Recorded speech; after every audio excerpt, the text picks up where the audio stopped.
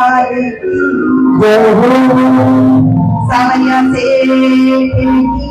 जय हो। कंस को मारकर भगवान सीधे कारागार में जाते हैं।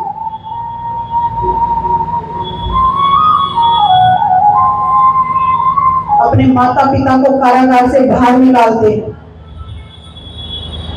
देव की माता भगवान को अपने गले लगाती है। इतने समय के बाद उग्रसेन जी को बाहर निकाला जाता है। उग्रसेन जी देवकी के और कंस के पिताजी, उनको बाहर निकाला जाता है।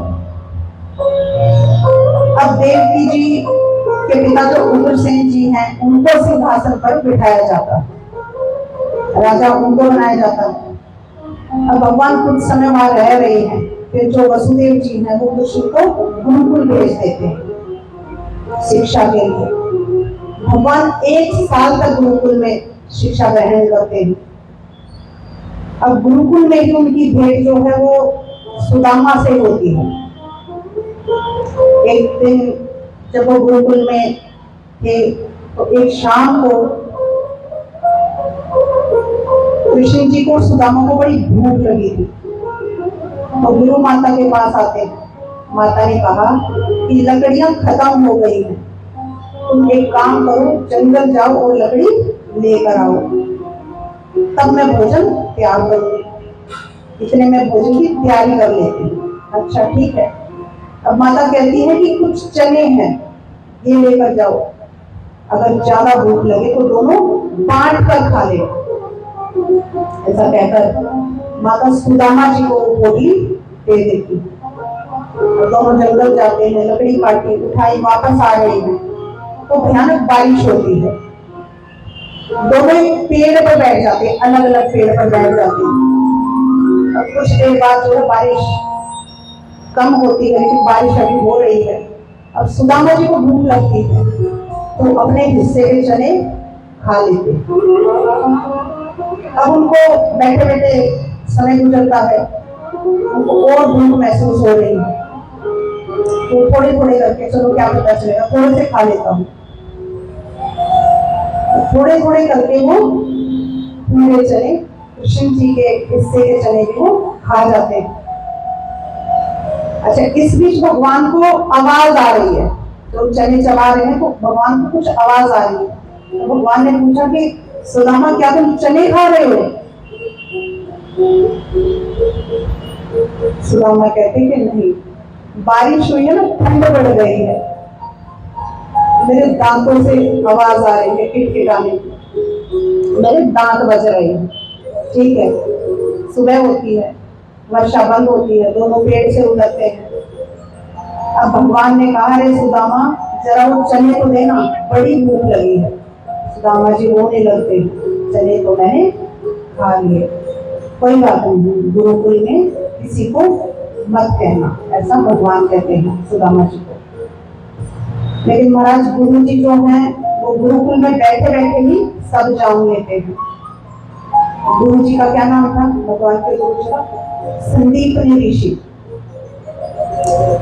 तो वो गुरु जी माता जी को कह रहे, गुरु माँ को कह रहे हैं कि आज सुदामा ने अपने भाग्य में गरीबी लिखी है।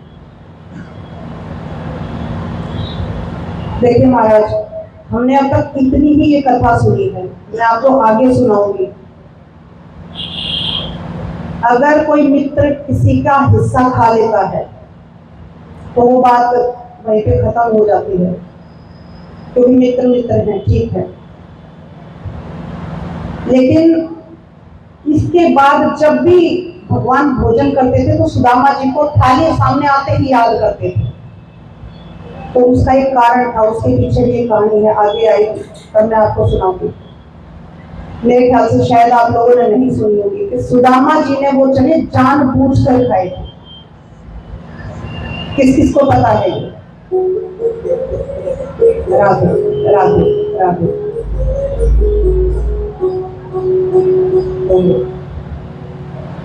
लेकिन अक्सर इतनी ही सुनाई जाती है। अपने उनको भगवान से इतना प्यार है, इसलिए वो उस चने को खाते हैं। कहानी मैं आपको आगे बताऊंगी विस्तार से। तो महाराज गुरु जी जो है वो गुरु माता को कहते हैं कि आज सुदामा ने अपने भाग्य में दरिद्रता लिख ली है।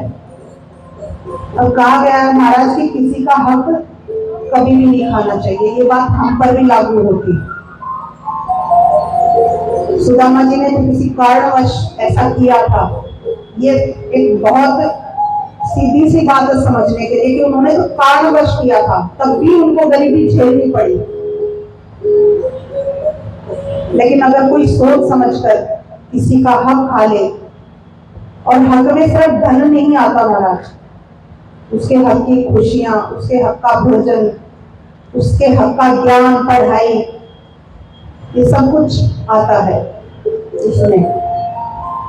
तो जिस पर आपका हक नहीं, उसे पाने की बात तो बहुत दूर, उसको पाने की इच्छा भी ना करे।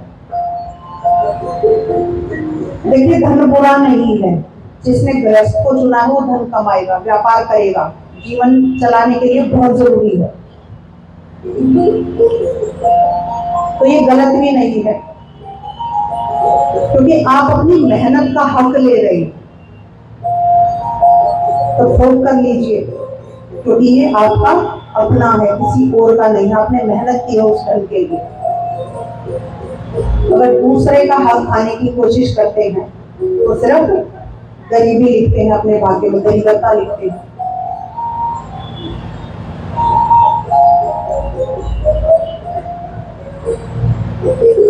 और महाराज अगर कोई ये सोचे कि मैंने हक खा लिया और मेरा तो कुछ हुआ ही नहीं, तो उसको सुदामा जी को याद कर लेना चाहिए कि तुरंत तो सुदामा जी को भी परिणाम नहीं भोगना पड़ा था।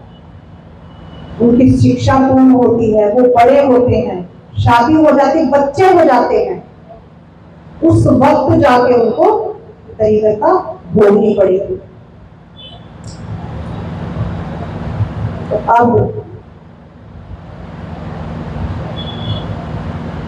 भगवान जो है गुरुकुल से चले गए हैं वापस मथुरा में, बड़े हुए।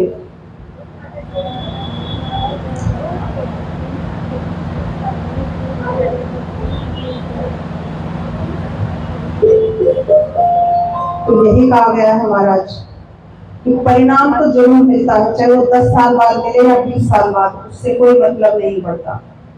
तो किसी का हक ना ले।